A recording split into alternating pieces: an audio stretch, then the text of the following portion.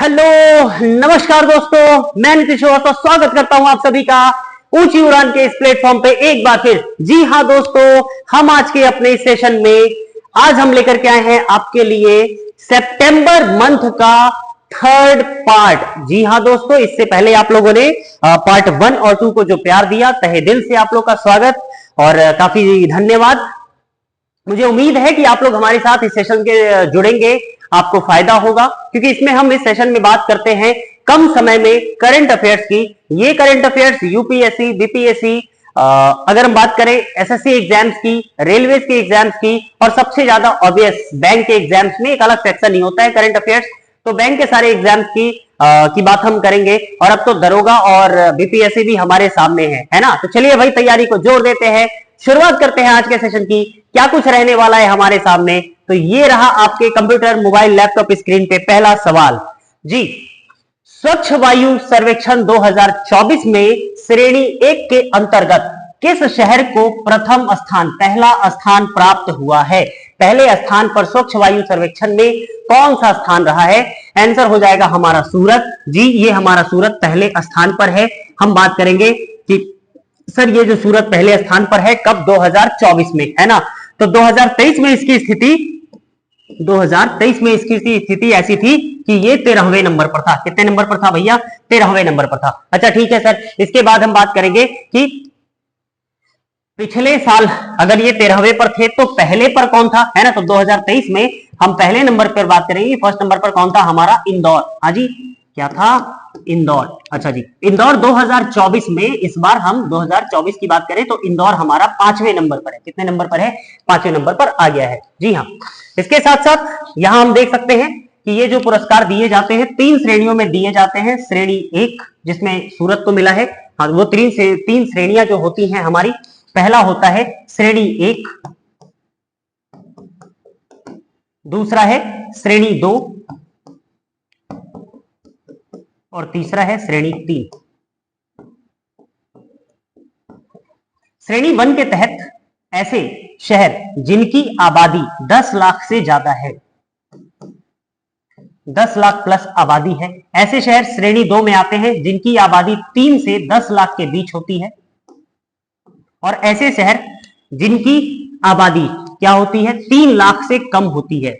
3 लाख से कम, ऐसे शहरों को श्रेणी 3 का शहर कहा जाता है। हाँ जी, तो श्रेणी 1 में मिला है किसे? हमारे सूरत को। श्रेणी 2 की हम बात करेंगे तो हमारे फिरोजाबाद को,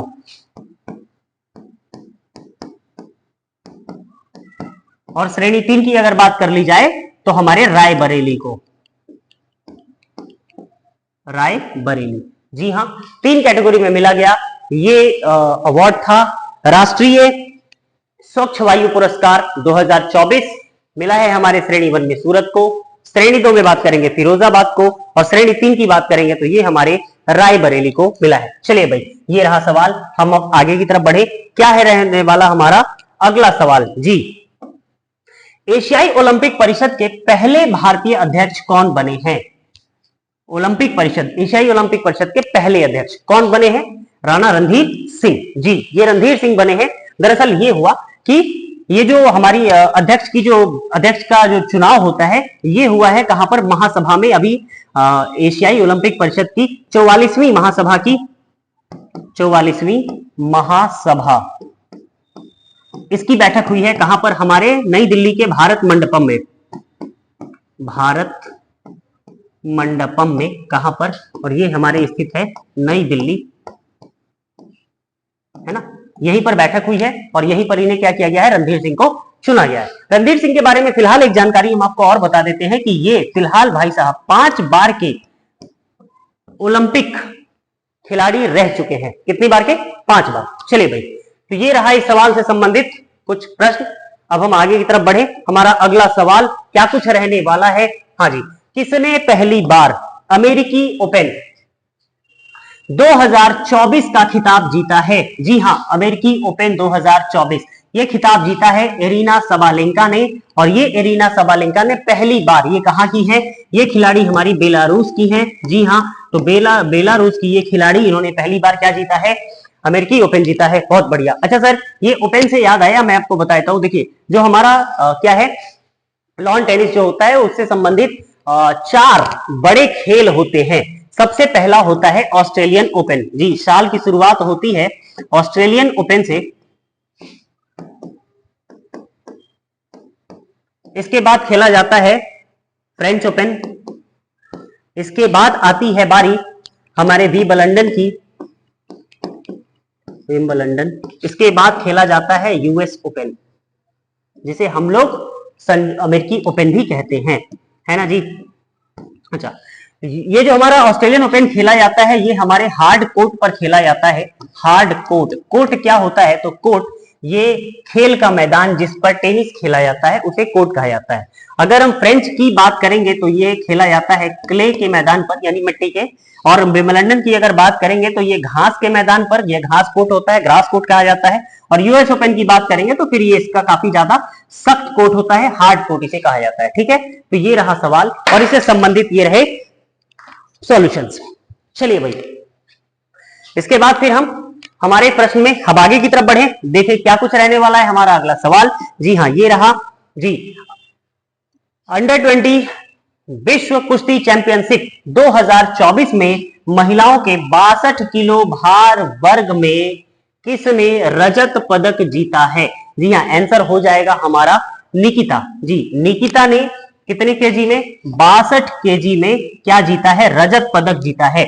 इसके अलावा और एक जानकारी बता देते हैं कि अंडर 20 विश्व कुश्ती चैंपियनशिप 2024 में हमने स्वर्ण भी जीता है। क्या जीता है? स्वर्ण। स्वर्ण जीतने वाली खिलाड़ी का नाम है ज्योति बेरीवाल।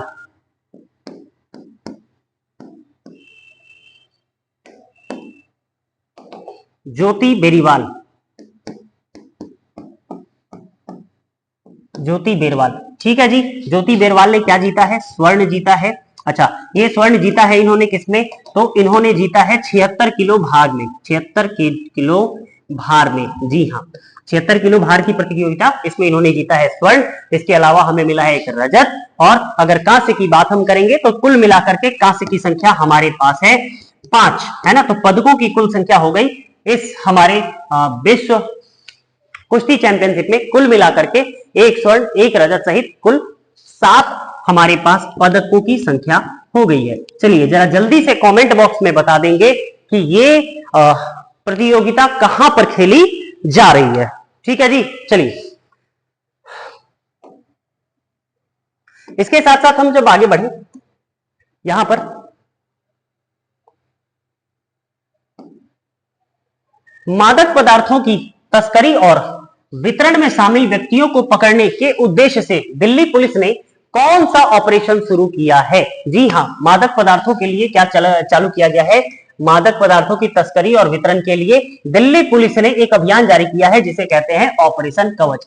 इस ऑपरेशन के तहत दिल्ली पुलिस ने बसों में, ट्रेनों में, बाकी सभी जगहों पर, सार्वजनिक जगहों पर किसी भी तरीके से ड्रग्स या कोई भी नशीला पदार्थ लाने, ले जाने, कंज्यूम करने, मतलब उसका सेवन करने, तस्करी करने, एक दूसरे जगह तक पहुंचाने, इन सभी चीजों पर काफी कड़ी नजर रखी जाएगी। और गवर्नमेंट की काफी अच्छी पहल है, सराहना करते हैं। और ऐसा ही कार्य लगभग सभी राज्यों की सरकारें करें। ऐसा नहीं कि बस शराबबंदी के नाम पर शराब बंद कर दिया है, बाकी सब मिल रहा है, ऐसा बिल्कुल भी नहीं होना चाहिए। चलिए, काफी अच्छा काम इनका रहा, हम आगे अब बढ़ेंगे। अच्छा, ये जो काम किया गया है, ये जो ऑपरेशन किया गया है ना, ये एक अभियान के तहत नशा मुक्त भारत अभियान, उस अभियान का नाम है नशा मुक्त भारत अभियान। जी, इसी के तहत ऑपरेशन कवच 5.0 चालू किया गया है। चलिए भाई, अगला सवाल हम बनेंगे। हमारे सवाल क्या रहा हमारे सामने? किस राज्य सरकार ने दल बदलुओं की पेंशन समाप्त करने के लिए विधेयक पारित कर दिया है? जी हाँ, ये जो दल बदल नेता हुआ करते थे कि भैया जिसकी सरकार उसके पास चले आते थे, अब ऐसा बिल्कुल भी नहीं होगा। कौन सी सरकार है? जी हाँ, वो सरकार है हिमाचल प्रदेश। दरअसल हिमाचल प्रदेश सरकार इस समय काफी अच्छा कार्य कर रही है सामाजिक सुधारों से संबंधित। पहला तो एक कानून बना दिया कि भैया अगर दल बदल करोगे तो आपकी पेंशन खत्म, जो भत्ते और पेंशन आपको मिलेंगे वो खत्म हो जाएंगे। बहुत बढ़िया जी। और दूसरी बात इन्होंने एक चीज और करी है कि यहां पर महिलाओं की जो शादी की उम्र है, जो विवाह उम्र है, इसे 18 से बढ़ा करके 21 वर्ष कर दिया गया है। क्या किया गया है? 18 से बढ़ा करके 21 वर्ष, ताकि महिलाएं उच्च शिक्षा ले सके। ठीक है।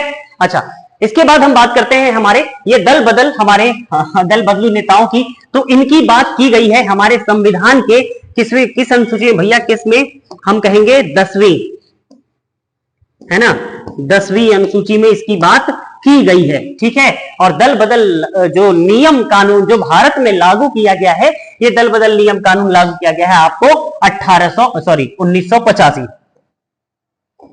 भारत में देखने के लिए कब मिलेगा? 1985 ईस्वी से हमको क्या देखने के लिए मिलेगा? हमको दल बदल कानून देखने के लिए मिलता है। चलिए जी, बहुत बढ़िया। इसी के साथ साथ जरा लगे हाथ ये भी बता दे कि भाई साहब इतना अच्छा काम कर रहे हैं, है ना, तो भैया इनके सीएम कौन है? जरा जल्दी से कमेंट बॉक्स में सीएम का नाम डालेंगे, है ना, कि यहाँ के सीएम का नाम सुखविंदर सिंह सुक्खू है। चलिए जी, अब ये रहा अगला सवाल आपके सामने। जी हाँ, अभी हम लोग क्या कर रहे हैं? Central board of secondary education, जिसे हम सीबीएसई भी कहते हैं, दिल्ली ने देश के बाहर पहला रीजनल ऑफिस और सेंटर ऑफ एक्सीलेंस कहां पर खोला है? जी, देश का नाम हो जाएगा, वो जगह का नाम है हमारे कहां पर? दुबई। और यहां के भैया भारतीय दूतावास में, कहां पर? भारतीय दूतावास में खोला गया है। कुल मिलाकर के इस जगह पर अगर हम बात करें तो ये जो सीबीएसई की बात करेंगे, है ना, तो भारत और हमारे ये दोनों को मिला करके 78, कितने गए हैं? 78। कौन गए हैं? प्रधानाध्यापक।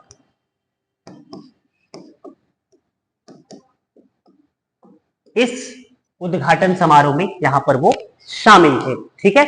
चलिए जी, कमेंट बॉक्स में जरा जल्दी से बताइए कि सीबीएसई का गठन कब किया गया था। नेक्स्ट क्वेश्चन ये रहा हमारे सामने, क्या कुछ है? हाल ही में चर्चा में रहा यागी, क्षमा करें, हो जाता है कभी कभी। हाँ जी, हाल ही में चर्चा में रहा यागी। यागी क्या है?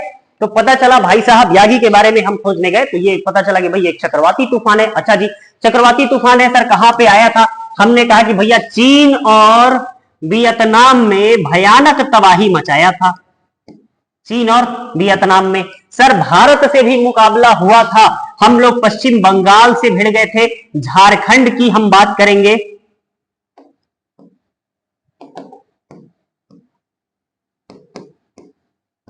झारखंड में तबाही मचाई है, महाराष्ट्र में तबाही मचाई है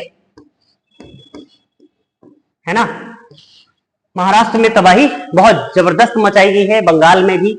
अच्छा, चीन में भी अगर बात कर ली जाए कि किस खास पॉइंट ऑफ व्यू से अगर बात करेंगे, है ना, तो वो जगह का नाम है हैनान। चीन की अगर हम बात करेंगे, जगह का नाम क्या है? हैनान। यहीं पर इसका क्या था? ओरिजिन, यहीं से। ठीक है जी। अच्छा, इसके बाद अगर हम बात करेंगे हमारे अगले प्रश्न की, है ना। अच्छा, हर साल ना कोई तूफान आते ही रहता है, ठीक। तो अब तक जितना भी तूफान आता है ना, उसका एक नाम दे दिया जाता है, और वो नाम हो सकता है कि सिचुएशन बेस्ड रहा हो, कि जब जैसी स्थिति आई हो उस हिसाब से उसका नामकरण किया जाता है ना। तो याद रखिएगा कि यागी, चक्रवाती तूफान। चलिए भाई, अगला सवाल, मिशेल बार्नियर को, क्षमा करें,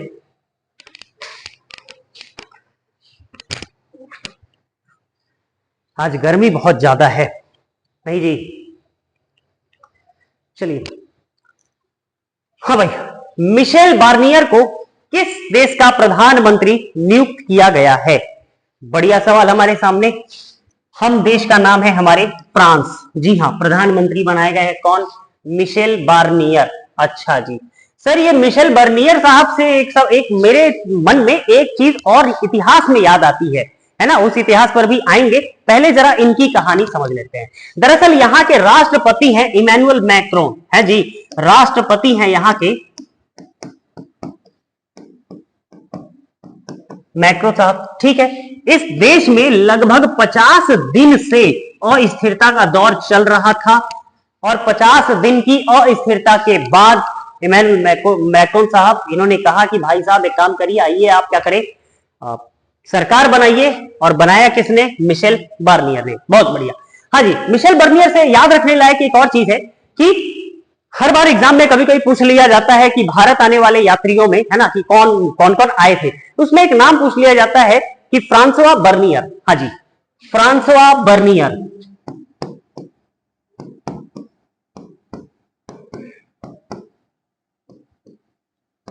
तो फ्रांसवा बर्नियर हमारे फ्रांस से ही आए थे। तो अगर किसी को अगर इतिहास में बहुत अगर इंटरेस्ट है, अगर आप बर्नियर को याद रख सकते हैं तो भी आपको याद रहेंगे, या यहां पर अगर आपने बर्नियर को याद रख लिया तो भी ये याद रहने वाली चीज है। मुझे नहीं लगता कि एग्जाम में आप इसे भूल पाएंगे किसी भी हाल से, है ना। चलिए, ये काफी बढ़िया सवाल। हाँ जी, जरा जल्दी से कमेंट बॉक्स में बता दीजिए कि फ्रांस की राजधानी क्या है। फिलहाल यहाँ की जो मुद्रा है उसे हम लोग यूरो ही कहते हैं, ठीक है जी, क्योंकि ये यूरोपियन कंट्रीज है ना, तो इसने भी क्या कर रखा है, अपना यूरो ही अपना रखा है। चलिए, फिर इसके बाद हम बात करेंगे हमारे अगले प्रश्न की तरफ। हाँ जी, कि ब्रुनोई जाने वाले पहले भारतीय प्रधानमंत्री कौन बने। नाम हो जाएगा जो प्रधानमंत्री अभी है वही ना बनेंगे जी, बेसिकली नरेंद्र मोदी जी, है ना। तो मोदी जी लगभग ये पूरी दुनिया घूम चुके हैं और कोई ऐसा देश नहीं बचा था जो इन्होंने घूमा नहीं था। एक बच गया था हमारा, कौन सा, ब्रुनई, जहां पर अभी भी कोई प्रधानमंत्री नहीं गए थे, वहां की भी यात्रा इन्होंने कर ली है। उम्मीद है ब्रुनई के साथ हमारे रिश्ते काफी अच्छे होंगे, हमारे सांस्कृतिक और हमारा जो क्या कहते हैं आर्थिक, है ना, क्योंकि भाई दुनिया क्या है, दुनिया किस चीज पर टिकी है, दुनिया मतलब पे टिकी है ना जी। और अगर गए हैं यहां पर तो जरूर कुछ ना कुछ संभावनाएं होंगी, कुछ हमारे लिए संभावनाएं होंगी, कुछ ब्रुनई के लिए संभावनाएं होंगी, और जब दो लोग मिलेंगे तो बेसिकली विश्व का कल्याण भी होगा। तो बहुत अच्छी बात रही, है ना। चलिए भाई, ब्रुनई से कुछ कुछ चीजें जो पूछ ली जाएंगी, है ना, वो ये पूछ लिया जाएगा कि अच्छा, ब्रुनई की राजधानी जरा बता दीजिए, ब्रुनई की राजधानी। हाँ जी, तो ब्रुनई की राजधानी है बंदर सेरीवाल, है ना। और इसके बाद हम बात करेंगे इसके मुद्रा की।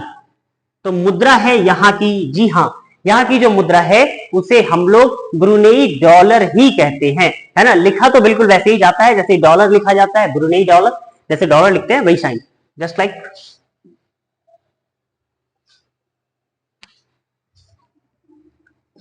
बी लिख करके एक डॉलर दे दिया, बी फॉर ब्रुनई, और ये हो गया डॉलर। हाँ जी, राजधानी की बात हम करेंगे, बंदर सेरी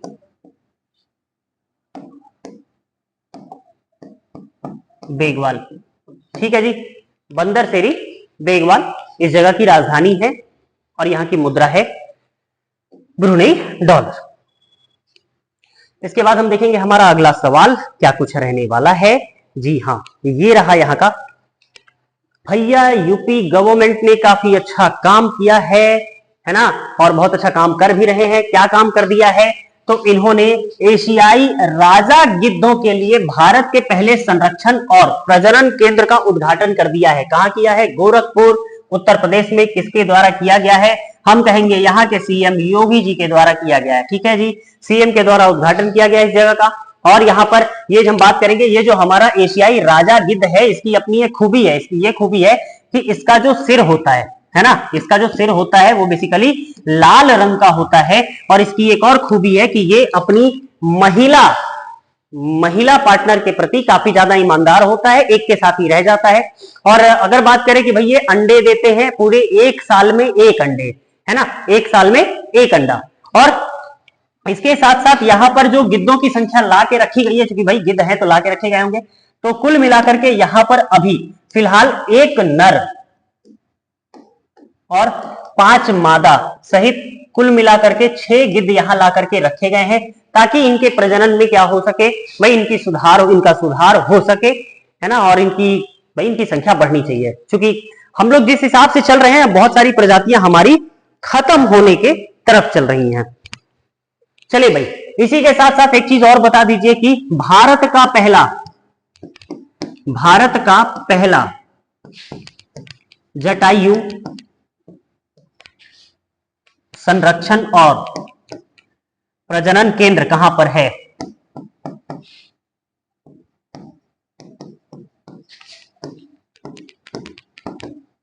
ये कहां पर खोला गया था, भारत में, है ना, कहां पर खोला गया था। जी हाँ, जल्दी से आप इसे कमेंट बॉक्स में डालेंगे कि भैया भारत का पहला कहां पर खोला गया था। चलिए, अगला सवाल बहुत बढ़िया। पहला पिंजौर में ही खोला गया था, है ना?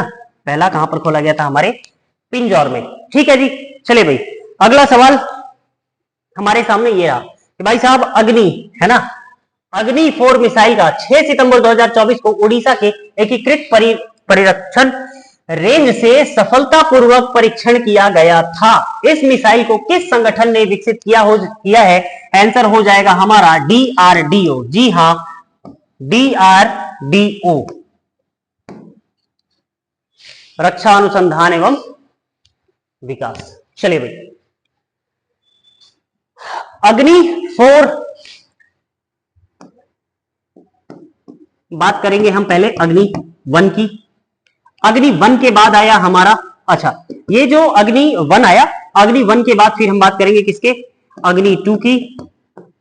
अग्नि 2 के बाद हम बात करेंगे हमारे अग्नि 3 की, और अग्नि 3 के बाद हम बात करेंगे हमारे अग्नि 4 की। एक मिनट ना, जरा मैं पानी पी लूं।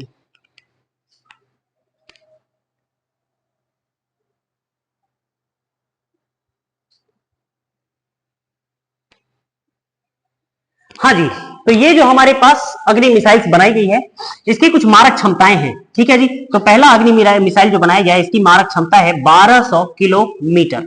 बढ़िया। अग्नि 2 की है 2000 किलोमीटर। अग्नि 3 का है 3500 किलोमीटर। अग्नि 4 का है 4000 किलोमीटर। अग्नि 5, इसकी मारक क्षमता रखी गई है 5500 किलोमीटर। और अग्नि 6 जिस पर काम चल रहा है, इसकी मारक क्षमता, अग्नि 6 इसकी मारक क्षमता का अनुमान लगाया गया है कि 6000 किलोमीटर से लेकर के और 10,000 किलोमीटर इसकी रेंज होगी। तो ये रही अग्नि मिसाइल्स जितने भी होते हैं उनका रेंज। ठीक है जी। अच्छा जी, भारत में अग्नि मिसाइल के लिए हम लोग जानते हैं किन्हें? हमारे पूर्व राष्ट्रपति APJ अब्दुल कलाम जी को। उन्हें हम लोग क्या कहते हैं? भारत का मिसाइल मैन भी कहते हैं। 2002 से लेकर के 2007 तक भारत के 11वें राष्ट्रपति रहे। काफी अच्छा कार्यकाल रहा उनका, और बहुत ही सिंपल, बहुत ही साधारण इंसान, ऐसा इंसान जो राष्ट्रपति भवन में आए थे, वो उनके पास बस मतलब कहते हैं ना, एक बैग कपड़ा, और बाकी जितना भी था उनका ट्रक में सिर्फ किताब था। तो ऐसे स्कॉलर, और हम तो शायद वो पीढ़ी है जहां पर हमने 2 ऐसे अच्छे लोगों को देखा, एक राष्ट्रपति, एक प्रधानमंत्री। राष्ट्रपति के रूप में APJ अब्दुल कलाम, दृढ़ इच्छा शक्ति, इन्हें मिसाइल मैन कहा गया। पढ़ने के लिए पैसा नहीं था, रस्सियां बनाते थे और वहां से बेच करके पढ़ाई अपना किया पूरा। जब इनको राष्ट्रपति अवार्ड के लिए बुलाया गया था तो ये शर्मा गए थे, क्योंकि इनके पास कपड़े नहीं थे। तब शायद दोस्त से मांग करके गए, है ना। तो भारत एक ऐसे ही आगे बढ़ा है, ऐसे ही बहुत सारे महान हस्तियां यहां पर रही हैं। तो मिसाइल मैन हमारे कौन रहे? हमारे APJ अब्दुल कलाम। अच्छा जी, APJ अब्दुल कलाम जी से एक सवाल पूछता है कि इनकी लिखी कौन सी किताब है? तो 2 किताब है, विंग्स ऑफ फायर, ये पूछ ली जाती है हमेशा। Wings of fire, wings of fire, ये एक किताब है, और दूसरी किताब का नाम है विजन फॉर 2020।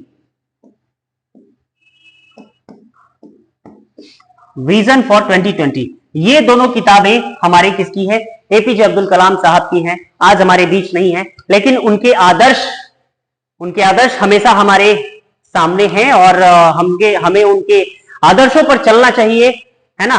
क्या पता इस देश में किस बच्चे के पीछे कौन सा APJ अब्दुल कलाम छिपा हो, किसके अंदर कौन सी प्रतिभा हो। तो कृपया किसी की प्रतिभा को हम लोग दबाने की कोशिश ना करें। जहां भी लगे कि ये बच्चा कुछ अच्छा कर सकता है, अपने स्तर पर हम लोग जरूर कोशिश करें। ऐसे ही हम लोग देश को बनाते रहेंगे, है ना, और आपके साथ सेशन में बने रहेंगे।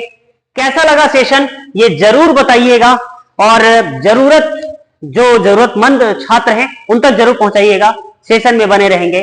धन्यवाद। जय हिंद।